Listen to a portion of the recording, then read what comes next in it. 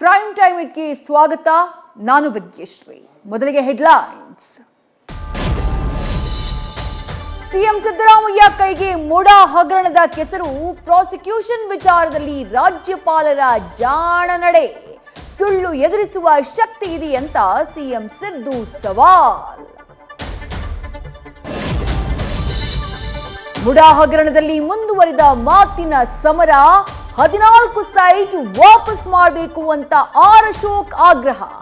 ವಿಪಕ್ಷಗಳ ಆರೋಪಕ್ಕೆ ಸಿಎಂ ಸಿದ್ದರಾಮಯ್ಯ ಖಡಕ್ ತಿರುಗೇಟು. 5ನೇ ದಿನಕ್ಕೆ ಕಾಲಿಟ್ಟ ದೋಸ್ತಿಗಳ ಮೈಸೂರು ಯಾತ್ರೆ.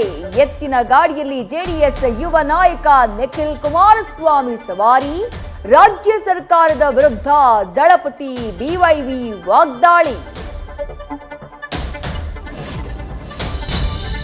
ಮೈತ್ರಿ ಮೈಸೂರು ಚಲೋಗೆ ಕಾಂಗ್ರೆಸ್ ಕೌಂಟರ್ ಪ್ಲಾನ್. ಬಿಜೆಪಿ ನಾಯಕರ ಭ್ರಷ್ಟಾಚಾರ ಬೆಚ್ಚಿಡೋಕೆ ತಯಾರಿ. ಆಗಸ್ಟ್ 9ರಂದು ಬೃಹತ್ ಸಮಾವೇಶದಲ್ಲಿ ಬಹಿರಂಗಕ್ಕೆ ಸಜ್ಜು.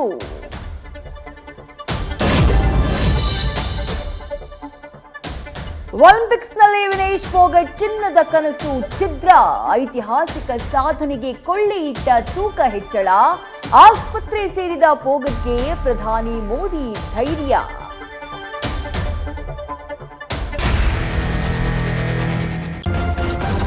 ನ್ಯೂಸ್ ಫಸ್ಟ್ ನಿರ್ಭೀತಿಯಿಂದ ನಿಮ್ಮ ಪರವಾಗಿ.